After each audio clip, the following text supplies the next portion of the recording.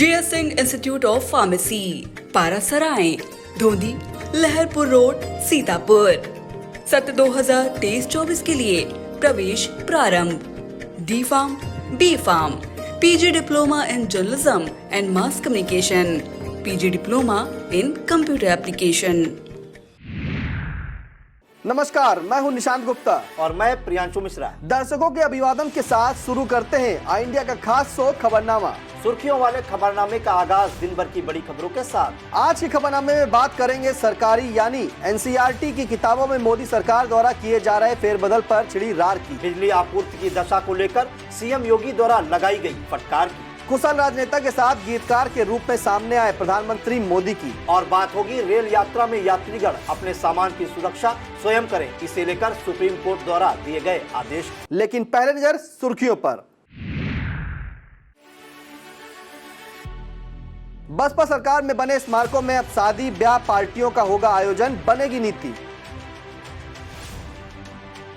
छात्रों को अंग्रेजी पढ़ने से मना करने पर देवबंद के दारुल उलूम को नोटिस जारी।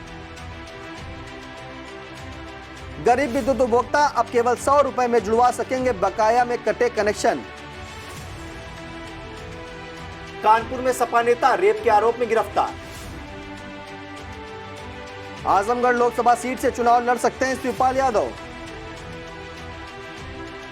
संपूर्ण समाधान दिवस में सीतापुर डीएम ने लेखपाल को निलंबित किए जाने का दिया निर्देश। लखीमपुर में डीएम ने की निकाय अफसरों संग बैठक, दिए नगरीय क्षेत्रों की सूरत बदलने के निर्देश। मोदी सरकार के 9 साल पूरे होने पर मितौली में आयोजित किया गया कार्यक्रम। सरकारी यानी NCERT की किताबों से कुछ हिस्से हटाए जाने के बाद से पक्ष विपक्ष में छिड़ा विवाद तूल पकड़ता जा रहा है।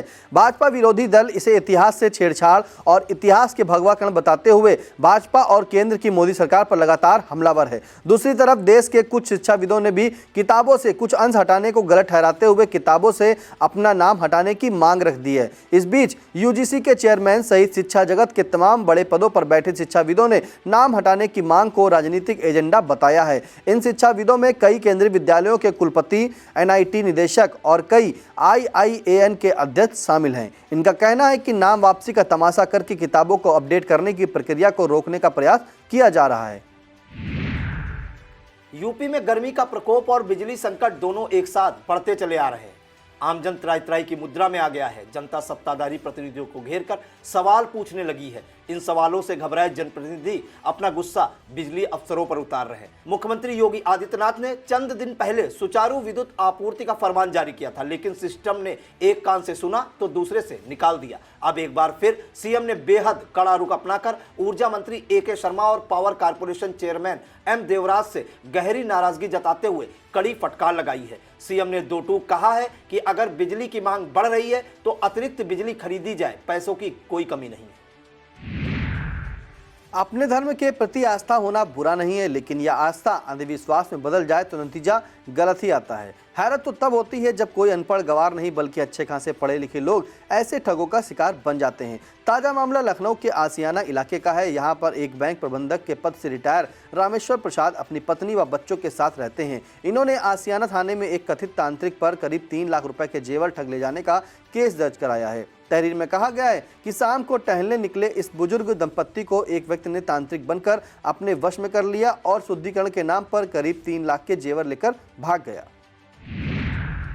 एक कुशल राजनेता होने के साथ साथ प्रधानमंत्री नरेंद्र मोदी गीतकार भी बन गए हैं। उनका लिखा हुआ एक गीत रिलीज किया गया है। इस गीत में PM मोदी ने मोटे अनाज के फायदों और दुनिया में भुखमरी खत्म करने में मोटे अनाज की भूमिका को बताया है। PM ने यह गीत ग्रैमी पुरस्कार विजेता और भारतीय अमेरिकी गायिका फाल्गुनी शाह के साथ मिलकर लिखा है। अबंडेंस ऑफ मिलेट्स के नाम से रचित इस गीत को फाल्गुनी शाह और उनके पति गौरव शाह ने गाया है। फाल्गुनी शाह ने इस गीत के रिलीज होने से पहले कहा कि प्रधानमंत्री मोदी ने मेरे और मेरे पति गौरव शाह के साथ मिलकर इस गीत को लिखा है। यह मोटे अनाज के फायदों को रेखांकित करेगा। फाल्गुनी के इस ट्वीट का PM मोदी ने इसी तरह से जवाब दिया है। यात्रीगण अपने सामान की सुरक्षा स्वयं करें, इस तरह की घोषणा आमतौर पर हम सबने सुनी होगी। खासतौर पर रेल यात्रा के दौरान इस तरह का अनाउंसमेंट सुनाई देता है तो जैसे अनिवार्य हो गया है। अब रेल यात्रा को लेकर सुप्रीम कोर्ट ने भी इसी घोषणा पर मुहर लगा दी है। सुप्रीम कोर्ट ने कहा है कि रेल यात्रा करते समय अगर किसी यात्रा का सामान चोरी हो जाता है तो इसके लिए रेलवे विभाग जिम्मेदार नहीं है। कोर्ट ने कहा कि इस रेलवे की सेवाओं में कमी के तौर पर नहीं माना जा सकता। सुप्रीम कोर्ट ने यह आदेश रेलवे की अपील की सुनवाई करते हुए दिया है। इस आदेश में कोर्ट ने कहा कि हमें समझ नहीं आता कि आखिर कोई यात्री अपने सामान की सुरक्षा नहीं कर पा रहा है तो उसके लिए रेलवे को कैसे जिम्मेदार ठहराया जा सकता है। बहुजन समाज पार्टी की मायावती सरकार में करोड़ों रुपए के खर्च से कई स्मारक बनाए गए थे।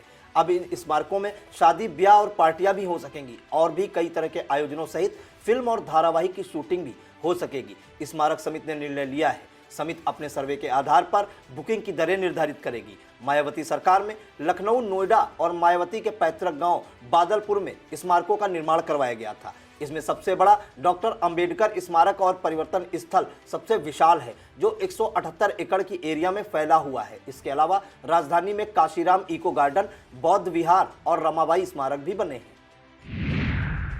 राष्ट्रीय बाल अधिकार संरक्षण आयोग और यूपी अल्पसंख्यक आयोग ने यूपी के देवबंद स्थित दारुल उलूम को नोटिस जारी किया है। यह नोटिस दारुल उलूम द्वारा छात्रों के इंग्लिश पढ़ने पर रोक लगाए जाने को लेकर जारी किया गया है। आयोग ने डीएम को पत्र भेजकर कार्रवाई का निर्देश दिया है, जबकि अल्पसंख्यक आयोग ने नोटिस भेजकर जवाब तलब किया है। 2 दिन पहले दारुल उलूम प्रबंधन की ओर से आदेश जारी किया गया था। इसमें छात्रों के संस्था में पढ़ने के दौरान बाहरी कोचिंग सेंटरों में इंग्लिश आदि सीखने पर पाबंदी लगाते हुए निकाले जाने तक की चेतावनी दी थी। भाजपा विरोधी दल लोकसभा चुनाव के लिए एक मजबूत गठबंधन बनाने की तैयारी में है। बिहार के मुख्यमंत्री नीतीश कुमार देश की तमाम राज्यों में दौड़कर इसके लिए माहौल बनाने में जुटे हैं, लेकिन विपक्षी एका का हाल बहुत कठिन है, डगर पनघट की वाला बना हुआ है। कारण है कि कांग्रेस गठबंधन में अपनी सुप्रीम भूमिका छोड़ने को तैयार नहीं है और कई इलाकाई छत्रप कांग्रेस का नेतृत्व स्वीकारने को तैयार नहीं।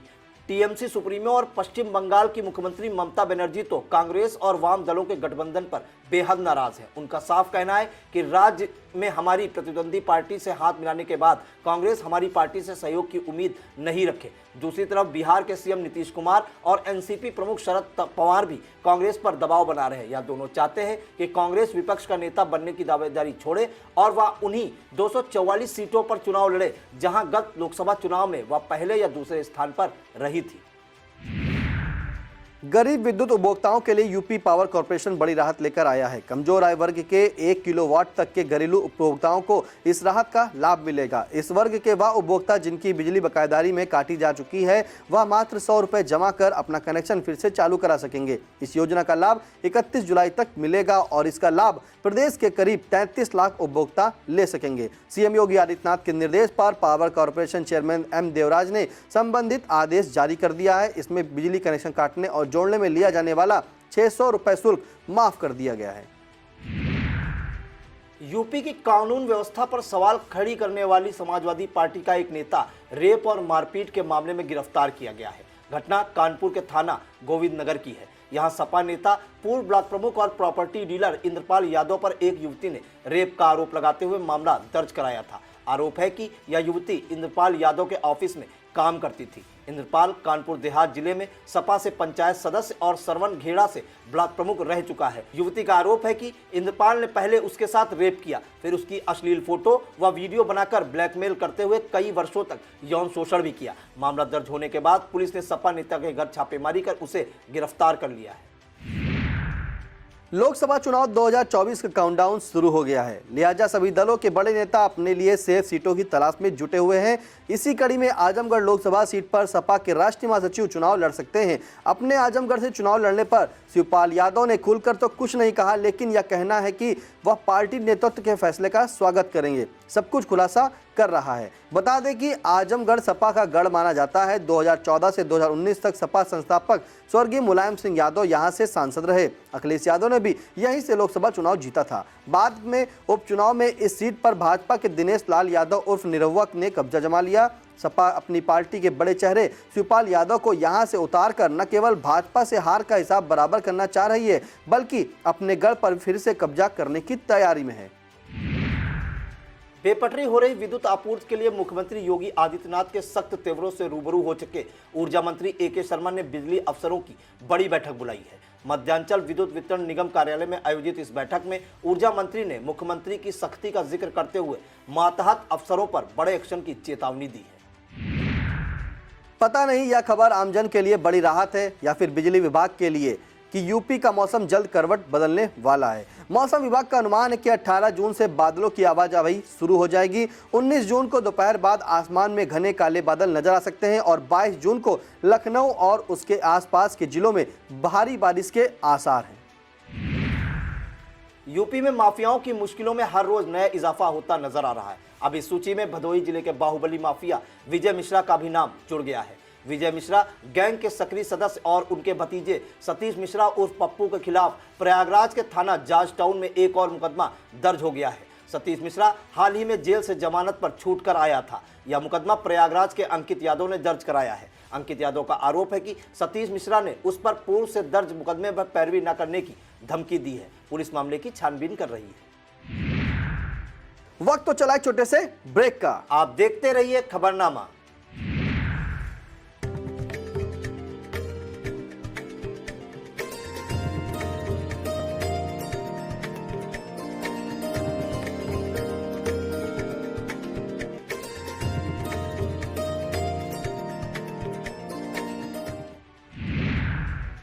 आमतौर पर भाजपा की भगवा ब्रिगेड में आगे आगे रहने वाले सांसद ब्रजभूषण शरण सिंह भाजपा अल्पसंख्यक मोर्चा के कार्यक्रम में कुछ अलग ही रंग में नजर आए। यह कार्यक्रम गोंडा में मोदी सरकार के 9 साल पूरे होने के उपलक्ष्य में आयोजित किया गया था। यहां पर सांसद ने कहा कि जो हिंदू मुस्लिम की बात करते हैं, अब तक सभी सरकारों ने खुद को मुस्लिमों का हितैषी तो बताया पर उनका भला नहीं किया। सांसद ने कहा कि अटल के कारण मुसलमानों के चेहरे पर खुशी आई। 2014 ये चल रही मोदी सरकार से सबका साथ, सबका विकास और सबका विश्वास पर काम हो रहा है। दिल का मामला बड़ा नाजुक होता जा रहा है। दिल देने और लेने की तो हजारों किस्से सिनेमा से लेकर किताबों में देखे और पढ़े होंगे, लेकिन अब तो अचानक से दिल दगा दे जा रहा है। ऐसा ही एक दर्दनाक वाकया शाहजहांपुर जिले से सामने आया है, जहां शादी में डांस करते समय एक युवक को दिल का दौरा पड़ा और उसकी मौत हो गई। पूरी घटना कैमरे में कैद हो गई। यह घटना कलान थाना क्षेत्र के गांव गोकुल नगला की है। मृत युवक का नाम एटा निवासी संजय शर्मा उर्फ संजू है। यह युवक अपने भाई रंजीत की साली के विवाह में आया था। उसी दौरान जब वह अन्य युवकों के साथ डांस कर रहा था तभी उसे अचानक दिल का दौरा पड़ गया, जिसके बाद उसकी मौत हो गई। इस घटना के बाद शादी की खुशियों पर मातम का सन्नाटा पसर गया। अब खबरें जनपद सीतापुर से। दूर दराज जिलों से संबंधित लेखपाल अंतर मंडलीय तबादले न होने से परेशान हैं। वर्ष 2018 से इस बारे में शासनादेश जारी होने के बावजूद यह तबादले रुके हुए हैं। इसी को लेकर सीतापुर लेखपाल संगठन ने बिस्वा तहसील में मार्च निकाला। इस दौरान लेखपाल संगठन की ओर से मुख्य सचिव को संबोधित ज्ञापन दिया गया, जिसे एसडीएम पीएल मौर्य ने प्राप्त किया। इस अवसर पर जिला अध्यक्ष सत्येंद्र कुमार यादव ने बताया कि दूर जनपदों में तैनाती से लेखपालों को तमाम पारिवारिक समस्याओं से जूझना पड़ता है। इस मौके पर वरिष्ठ उपाध्यक्ष निर्मल कुमार, तहसील मंत्री नीलेश कुमार और पूनम सौरभ श्रीवास्तव, आशीष यादव, राम अवध तथा वीरेंद्र कुमार आदि लेखपाल मौजूद रहे। कमलापुर क्षेत्र के हसनापुर में चल रही बुद्ध कथा का 5वें दिन समापन हो गया। इस दौरान कथावाचक आनंद राज ने भीम और बुद्ध के चरित्र पर प्रकाश डाला। इस कथा का आयोजन ज्ञान प्रकाश भार्गव ने किया। अंतिम दिन मुख्य अतिथि के रूप में सिधौली के अधिवक्ता रामपाल भार्गव सहित तमाम प्रबुद्ध लोग पहुंचे। 9वें अंतर्राष्ट्रीय योग दिवस की तैयारियों को देखते हुए पतंजलि योग समिति की महिला शाखा द्वारा सीतापुर जिला कारागार में प्रशिक्षण शिविर आयोजित किया गया। यह शिविर जिला प्रभारी डॉक्टर अंशु नीलमणि और प्रिया गुप्ता के निर्देश में आयोजित हुआ। इस शिविर में जिला कारागार में निरुद्ध महिला बंदियों और उनके बच्चों सहित पुरुष बंदियों ने योगाभ्यास किया। शासन के निर्देशानुसार जिले के सभी तहसीलों में संपूर्ण समाधान दिवस का आयोजन किया गया। इस दौरान तहसील सदर का समाधान दिवस डीएम अनु सिंह की अध्यक्षता में आयोजित हुआ। डीएम एक एक कर आने वाली शिकायतों को सुनते हुए उनके निस्तारण का निर्देश संबंधित को दे रहे थे कि अचानक एक शिकायत सुनते ही उनका पारा 7वें आसमान पर पहुंच गया। दरअसल यह मामला परगना खैराबाद में तैनात लेखपाल मुरारी शरण की विवादित कार्यशैली का था। शिकायतकर्ता ने लेखपाल मुरारी शरण पर गंभीर आरोप लगाया था। इस पर जिलाधिकारी ने लेखपाल मुरारी शरण को निलंबित किए जाने का निर्देश दे दिया। इस दौरान डीएम ने लंबित शिकायतों पर भी गंभीर रुख अपनाते हुए सभी शिकायतों के समयबद्ध निस्तारण का निर्देश दिया। इस दौरान सीएमओ डॉक्टर मधु गैरोला और एसडीएम सदर गौरव रंजन श्रीवास्तव सहित तमाम जिला स्तरीय अधिकारी मौजूद रहे। तहसील सदर के संपूर्ण समाधान दिवस में कुल 70 शिकायतें प्राप्त हुई, जिनमें से 3 का मौके पर ही निस्तारण कर दिया गया। इसी प्रकार जनपद की अन्य तहसीलों में आयोजित संपूर्ण समाधान दिवस में तहसील सिधौली में प्राप्त 64 प्रार्थना पत्रों में से 10, तहसील महमूदाबाद में प्राप्त 92 प्रार्थना पत्रों में से 11, तहसील लहरपुर में प्राप्त 97 प्रार्थना पत्रों में से 4, तहसील मिश्रिक में प्राप्त 55 प्रार्थना पत्रों में से 5, तहसील महोली में प्राप्त 33 प्रार्थना पत्रों में से 6, तहसील बिस्वा में प्राप्त 61 प्रार्थना पत्रों में से 7 शिकायतों का निस्तारण मौके पर ही कर दिया गया। जिले में ध्वस्त हुई विद्युत आपूर्ति से किसान बेहद परेशान हैं। उनकी आंखों के सामने खून पसीने से उपजाई हुई फसलें पानी के अभाव में सूख रही हैं। ऐसे में उनका गुस्सा भड़कना स्वाभाविक है। इसे लेकर कलेक्ट्रेट पहुंचे तमाम किसानों ने डीएम को संबोधित ज्ञापन सौंपा, जिसे सदर तहसील के नायब तहसीलदार विजय सिंह ने प्राप्त किया। किसानों ने इस 9 सूत्री ज्ञापन में अपनी समस्याओं का निस्तारण 5 दिन में किए जाने की मांग की है और अन्यथा की दशा में अधिशासी अभियंता के निवास का घेराव और उनके आवास की बिजली काटने की चेतावनी दी है। ज्ञापन देते समय जिला अध्यक्ष गुरपाल सिंह, महिला प्रकोष्ठ प्रदेश अध्यक्ष अल्पना सिंह, पिंदर सिंह सिद्धू, शिव प्रकाश सिंह, बलजीत सिंह, नवल किशोर मिश्रा और उदय राज सहित कई किसान मौजूद रहे। भाजपा द्वारा मोदी सरकार के 9 साल पूरे होने पर चलाए जा रहे महाजनसंपर्क अभियान में लहरपुर के बेटा मंडल में कार्यक्रम आयोजित किया गया। इस दौरान सीतापुर सांसद राजेश वर्मा ने भाजपा के साहित्य का विचरण किया। इस मौके पर सलील श्रीवास्तव, जय कुमार वर्मा, पूर्व चेयरमैन झब्बन बेग, सज्जन वर्मा, संतोष वर्मा और विनोद पांडे आदि मौजूद रहे। पूर्व मंत्री नरेंद्र सिंह वर्मा के निर्देश पर महमूदाबाद क्षेत्र की बाधित विद्युत व्यवस्था को लेकर सपा कार्यकर्ताओं ने एसडीएम को ज्ञापन सौंपा। ज्ञापन में विद्युत व्यवस्था में सुधार की मांग करते हुए अन्यथा की दशा में आंदोलन की चेतावनी दी गई है। इस दौरान सपा के विधानसभा अध्यक्ष मोहम्मद कादिर, संजय शुक्ला और अमर कुमार सहित तमाम सपा कार्यकर्ता मौजूद रहे। सीओ सिधौली यादवेंद्र यादव का तबादला होने पर सिधौली नगर पंचायत सभागार में अभिनंदन समारोह आयोजित किया गया। इस कार्यक्रम में नवागत सीओ शोभित कुमार भी मौजूद रहे। इस दौरान चेयरमैन गंगाराम राजपूत ने दोनों सीओ को बुके और अंगवस्त्र देकर सम्मानित किया। कार्यक्रम के दौरान वक्ताओं ने निवर्तमान सीओ के कार्यकाल को याद करते हुए सराहा। सीओ यादवेंद्र यादव ने भी स्थानीय लोगों का आभार व्यक्त किया। अपने संबोधन में नवागत सीओ शोभित कुमार ने कानून व्यवस्था से जनहित का ध्यान रखने की बात कही। इस दौरान सभी सभासदों सहित आरडी वर्मा, डॉक्टर देवेंद्र कश्यप निडर, मोहम्मद रिजवान और अरुण आदि मौजूद रहे। खाद्य एवं रसद विभाग द्वारा तमाम प्रबंध किए जाने के बावजूद गरीबों के निवाले की लूट बदस्तूर जारी है। राशन वितरण में घालमेल के यह मामले विभाग के क्षेत्रीय पूर्ति निरीक्षकों सहित विभागीय मुखिया, जिला पूर्ति अधिकारी तक पर सवाल खड़े करती है। ताजा मामला ब्लॉक बेहटा का है। यहाँ की ग्राम सभा रोहिया शिवपुर के ग्रामीणों ने कोटेदार हरिवंश गिरी पर राशन वितरण में धांधली का आरोप लगाते हुए एसडीएम से शिकायत की थी। एसडीएम के निर्देश पर नायब तहसीलदार दिलीप कुमार, पुलिस बल और पूर्ति निरीक्षक आलोक सिंह के साथ जाँच करने पहुंचे। सत्यापन के दौरान पता चला कि कोटेदार द्वारा जून माह के राशन रूप में 142 कुंटल का उठान किया गया, जबकि मौके पर सिर्फ 5 कुंटल राशन मौजूद पाया गया। इस घपले को लेकर कोटेदार के विरुद्ध कार्रवाई शुरू कर दी गई है। अब खबरें पड़ोसी जनपद लखीमपुर खीरी से।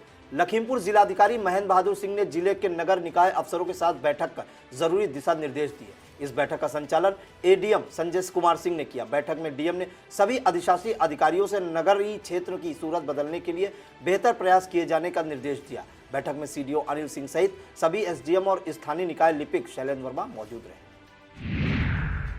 उड़ीसा की श्री जगन्नाथपुरी यात्रा में सेवाएं देने के लिए इंडियन रेड क्रॉस सोसाइटी ने देश के गिने चुने लोगों को चयनित किया है। इसी कड़ी में यूपी रेड क्रॉस ने भी इस कार्य के लिए सिर्फ 9 लोगों को चयन किया है। इनमें से 3 लखीमपुर रेड क्रॉस सोसाइटी के सदस्य हैं, जिसमें आरती श्रीवास्तव, विजय यादव और अनुराग श्रीवास्तव को इतने महत्वपूर्ण कार्य के लिए चयनित होने पर तमाम स्थानीय लोगों ने उन्हें बधाई दी है। इसके बाद तीनों के लखीमपुर रेलवे स्टेशन से पालिका अध्यक्ष डॉक्टर ईरा श्रीवास्तव ने शुभकामनाएं देकर उनको रवाना किया।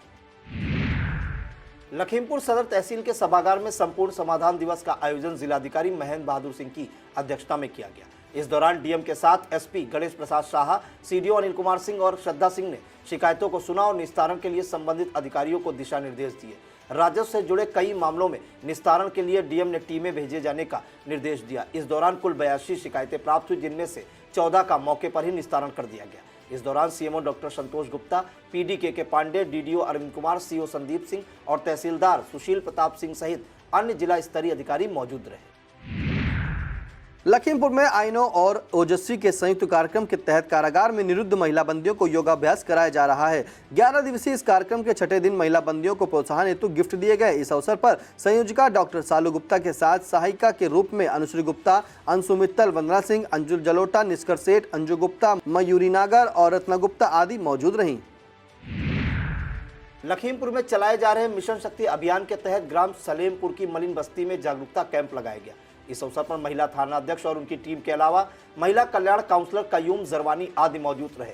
कार्यक्रम के दौरान मौजूद महिलाओं व बालिकाओं को महिला स्वावलंबन के बारे में बताते हुए हेल्पलाइन 1090, डायल 112 व हेल्पलाइन 181 के बारे में जानकारी दी। लखीमपुर में असहाय व गरीबों की सेवा में अग्रणी संस्था सूर्य नारायण चैरिटेबल फाउंडेशन ने एक और अनुकरणीय कार्य किया है। फाउंडेशन की ओर से एक गरीब महिला के बेटे के इलाज हेतु 10,000 रुपए का चेक परिवार को सौंपा गया। यह चेक पालिका अध्यक्ष डॉक्टर ईरा श्रीवास्तव और संस्था के सचिव डॉक्टर बीपी त्रिपाठी की मौजूदगी में दिया गया। केंद्र सरकार के 9 साल पूरे होने पर लखीमपुर की मितौली तहसील में कार्यक्रम आयोजित किया गया। आदर्श इंटर कॉलेज में आयोजित इस कार्यक्रम को भाजपा की राष्ट्रीय महामंत्री दीप्ति भारद्वाज ने संबोधित करते हुए मोदी सरकार की योजनाओं का बखान किया। इस दौरान धौरारा से मौजूदा भाजपा सांसद और राष्ट्रीय उपाध्यक्ष रेखा अरुण वर्मा को पुनः विजयी बनाने के लिए लोगों से समर्थन मांगा गया। इस कार्यक्रम को भाजपा की राष्ट्रीय उपाध्यक्ष और सांसद रेखा अरुण वर्मा, लखीमपुर के भाजपा जिलाध्यक्ष सुनील सिंह, सीतापुर के भाजपा जिलाध्यक्ष अचिन मेहरोत्रा, धौरारा विधायक विनोद शंकर अवस्थी, कस्ता विधायक सौरभ सिंह सोनू, मोमदी विधायक लोकेंद्र प्रताप सिंह, जिला पंचायत अध्यक्ष प्रतिनिधि डॉक्टर नरेंद्र सिंह, अवध प्रांत के क्षेत्रीय मंत्री कमलेश श्रीवास्तव, श्रीनाथ वाजपेयी सहित तमाम नेता व कार्यकर्ता मौजूद रहे। लखीमपुर पहुंची बाल अधिकार संरक्षण आयोग की सदस्य डॉक्टर सुचिता चतुर्वेदी ने शनिवार को बैठक का आयोजन किया। इस दौरान उन्होंने बाल सेवा योजना, मुख्यमंत्री कन्या सुमंगला योजना को लेकर जिला स्तरीय अधिकारियों के साथ समीक्षा बैठक की। बैठक का संचालन जिला प्रवेशन अधिकारी संजय कुमार निगम ने किया। बैठक की अध्यक्षता करते हुए आयोग की सदस्य डॉक्टर सुचिता चतुर्वेदी ने योजना के क्रियान्वयन को लेकर अधिकारियों को निर्देशित किया कि वे आपसी समन्वय स्थापित करके मुख्यमंत्री बाल सेवा योजना का लाभ पात्र बच्चों को दिलाना सुनिश्चित करें। बैठक में BSA doctor Laxmikant Pandey, DPO Sunil Srivastava, श्रम प्रवर्तन अधिकारी संतोष त्रिपाठी, डिप्टी सीएमओ धनीराम, बाल कल्याण समिति के सदस्य एसपी सिंह आदि मौजूद रहे। यह था आज का खबरनामा। आप देखते रहिए आई इंडिया। हमें दीजिए इजाजत। नमस्कार।